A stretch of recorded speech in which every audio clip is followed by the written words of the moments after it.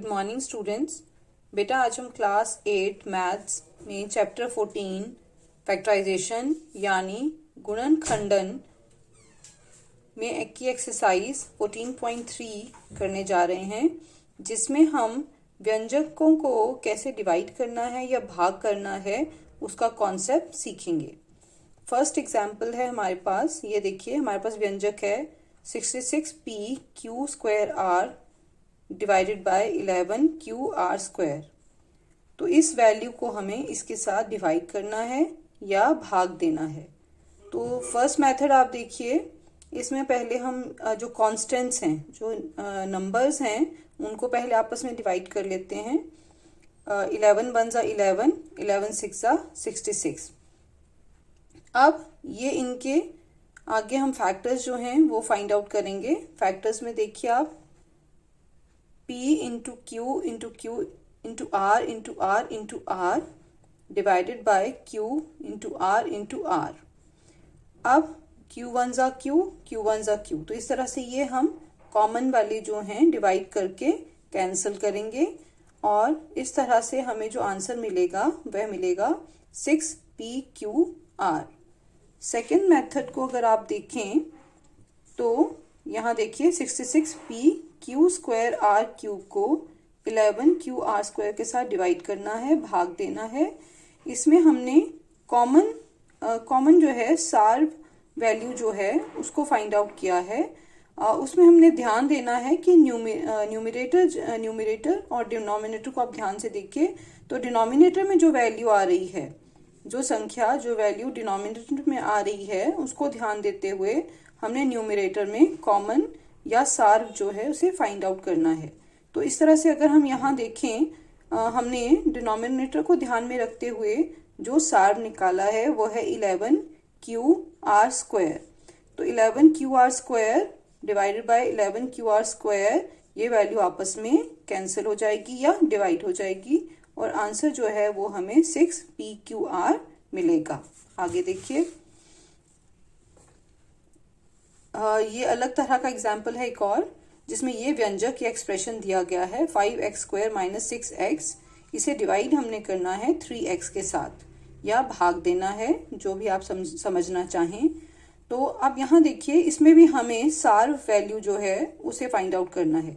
तो सार वैल्यू में आप देखिए डिनोमिनेटर को देखना है, 3 के साथ x है, तो यहाँ ऊपर देखिए आप 3 के साथ कुछ और, ये 6, 3 2 6 तो आ जाएगा, बट 5 जो है उसको हम मल्टीप्लाई नहीं कर पाएंगे। तो उस केस में अगर इसे हम ध्यान से देखें तो सिर्फ x जो है वो सार के रूप में बाहर निकाला जा सकता है। तो यहाँ देखिए आप, हमने सार x जो है उसे सार ले लिया है।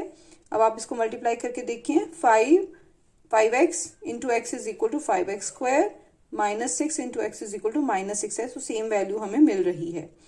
तो इसे हम डिवाइड करेंगे, x वन जा x एंड x वन जा x। तो हमें आंसर जो है वो देखिए 5x माइनस 6 डिवाइड बाय 3 जो है ये हमें आंसर के रूप में मिल रहा है।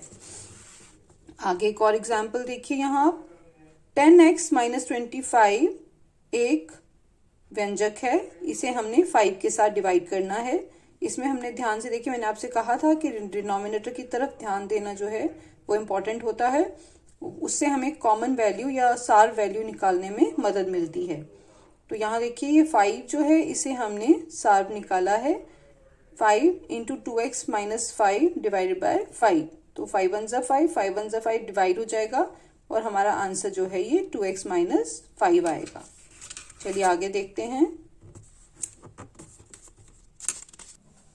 आगे यहाँ देखिए, सी पार्ट, व्यंजक के गुणनखंड की मदद से भाग दीजिए, divide with the help of factors. यहाँ देखिए आप 5 into 2x plus 1 into 3x plus 5 divide by 2x plus 1।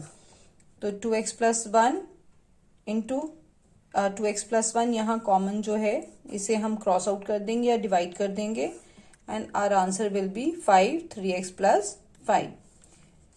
आगे एक और इम्पॉर्टेंट कॉन्सेप्ट जो है वो इस एक्सरसाइज में है, वो है व्यंजक को x plus a into x plus b के रूप में गुणनखंड करें।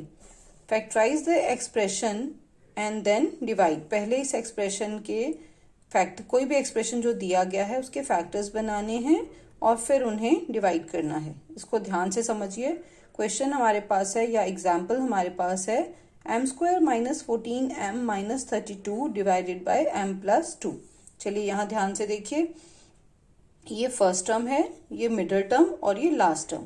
इसमें जिस चीज पे हमें ध्यान देना होता है वो है कि जब फर्स्ट और लास्ट टर्म को हम मल्टीप्लाई करें तो मल्टीप्लाई करने पर जो वैल्यू आती है तो हमें कोई ऐसे दो नंबर्स फाइंड आउट करने हैं, कोई दो नंबर्स निकालने हैं जिन्हें आपस में मल्टीप्लाई करने पर हमें ये वाली वैल्यू मिले और एडिशन करने पर हमें मिडल टर्म वाली वैल्यू मिले। तो यहाँ देखिए 2 को अगर हम -16 से मल्टीप्लाई करते हैं तो हमें -32 मिलता है जो हमारी लास्ट टर्म है, और -16 में अगर हम 2 को ऐड करते हैं तो हमें -14 मिलता है जो हमारी मिडल टर्म है। इसी को ध्यान में रखते हुए हम इसको इस तरह से लिखेंगे m² minus 16m plus 2m minus 32। आप इसको इन दोनों को अलग ले लीजिए और इन दोनों को अलग लेकर हम इनके फैक्टर्स कॉमन वैल्यूज को बाहर निकालकर हम इन्हें फैक्टर्स में कन्वर्ट करेंगे या गुणनखंडों में कन्वर्ट करेंगे। यहाँ देखिए आप m को हमने कॉमन लिया है इन दोनों को देखिए आप m माइनस 16, और इन दोनों में से हमने 2 को कॉमन लिया है 2m माइनस 16। तो इस तरह से हमारे दो फैक्टर्स जो हैं वो ये बनते हैं m plus 2 into m minus 16। These are the two factors. ये दो गुणनखंड जो हैं ये हमें मिले हैं। अब हमें इस वैल्यू की जगह पहले हमने इस वैल्यू को इस तरह से लिखा और फिर उसके जो दो फैक्टर्स निकले हैं उनको इस तरह से लिखा है। इन फैक्टर्स को आप ध्यान से देखिए, m प्लस 2 जो है ये डिवाइड हो जाएंगे आपस में और हमारा आंसर जो है ये m माइनस 16 हमें मिलेगा। आई होप कि आपको ये सब समझ आ गया होगा। अगर नहीं समझ आ रहा तो आप एक दो बार और इसको देखें और समझें तो आपको पूरी तरह से ये समझ आ जाएगा। इसे हम बड़ी क्लासेस में मिडिल टर्म स्प्लिटिंग कहकर भी हम इस कॉन्सेप्ट को इस्तेमाल करते हैं। Thank you.